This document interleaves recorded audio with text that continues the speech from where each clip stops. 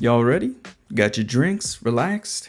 Alright, let's go. Think back to the last time you played a game with someone sitting right beside you. Not an online game, not through a headset. You were sitting on the same couch, maybe an adjacent beanbag or even the floor. Someone leaning forward when things got intense. Someone laughing when things went wrong. Someone saying, alright, one more run. Not because the games were easier, but because you weren't doing it alone. When we talk about couch co-op, we usually list features or modes, but that's not what sticks with us. It's the feeling of sharing space, of being present, of knowing exactly who was sitting right next to you at the moment that thing happened. So this isn't going to be a list of the best couch co-op games. This is just a list of the ones that made playing together feel special. Every game on this list did something a little different. Some were loud, some were scary, some only worked because another person was sitting right next to you. And the first one made that idea its entire identity. And disclaimer, a lot of these games that I recorded, I wasn't able to do with the second person, so we'll just pretend that there's two people on that screen. Army of Two didn't just include co-op, it demanded it. You could play with the computer if you wanted, but it just wasn't the same. This game was built around trust and standing back to back, around knowing that if you moved too far away from the person next to you, you were going to get overwhelmed. Positioning mattered, covering each other mattered, but most importantly, aggro mattered. Aggro, you have the aggro. You even have a field aggro meter. I mean, they really nailed it home with that intro video. I'm just waiting for the cat to stop meowing. But what really mattered was that you had to stay together. This wasn't a game you played silently. You were constantly checking in. Reloading! I've got left! Move! And the thing is, none of that felt stressful. It felt grounding. Because when things got chaotic, you didn't panic. You leaned closer to the person next to you and trusted them to do their part. Army of Two understood something early on. That cooperation isn't about perfection. It's about presence. I really like the feature that they added in where you can like give each other high fives, or like you can like punch your partner in the face or whatever. I don't know, it was a fun little team building thing. But not every couch co-op game was about pressure or danger. Some were a little softer. LittleBigPlanet felt like optimism in gaming form. It didn't rush you, it didn't punish your mistakes harshly. It just invited you to play more. You weren't trying to beat each other. You weren't even really trying to win. You were building things, failing together, accidentally knocking each other into pits and laughing about it. And maybe the most important thing is the game waited for you. If someone fell behind, the screen didn't leave them. You pulled them forward. You made room.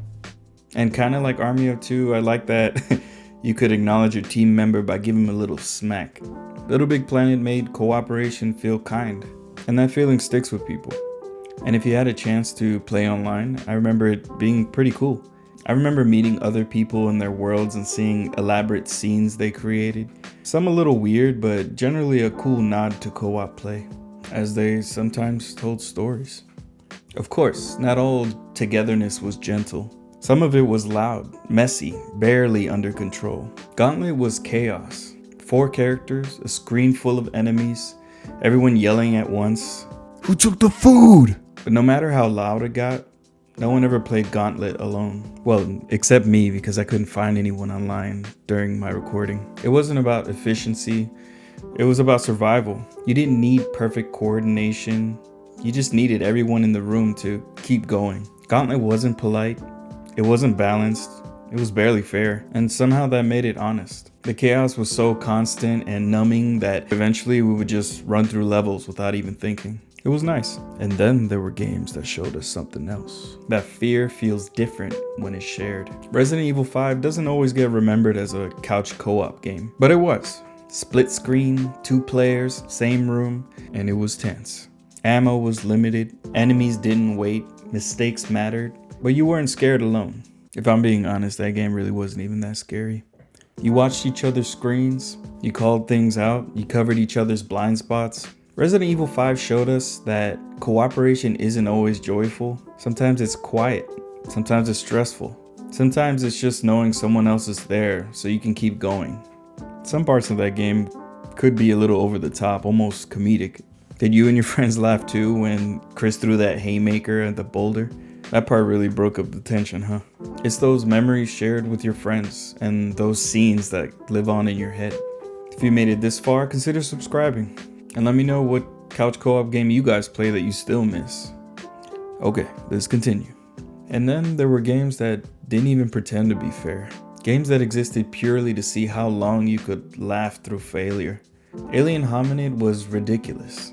Fast, unforgiving, constantly overwhelming. Someone always died first, someone always laughed too hard. And that's what made it memorable. It wasn't about mastery, it was about endurance. Alien Hominid felt like a time when games didn't care if you won. They just cared that you were there for the ride. During my most recent playthrough, I forgot how challenging it was. I remember being younger and having so much fun, but not losing so many lives. It made me think, am I too old to hang now, or has it just always been like this? Not every couch co-op game was about cooperation.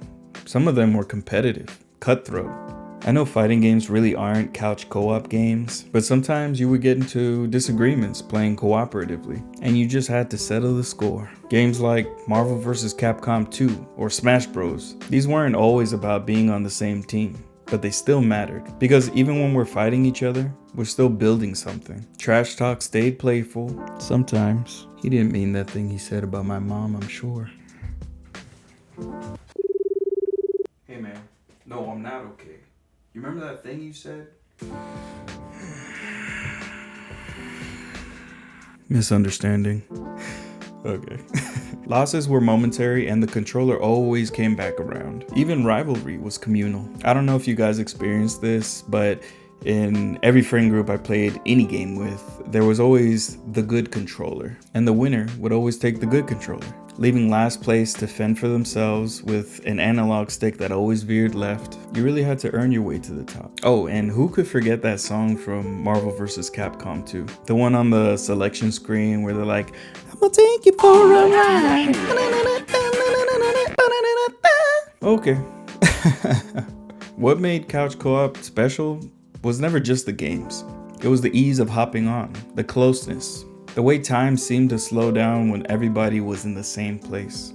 We still play games, we still connect, but the moments stick with us because they were simple, unforced, shared. So if you ever think about those nights, the couch, the screen, the laughter, you're not remembering a facet of gameplay. You're remembering a feeling, and the fact that it still comes back so clearly means it mattered. Thanks so much for watching. If you didn't already, consider subscribing. And I want to hear more about your experiences. I know I wasn't the only one with the broken controller. Till next time, peace!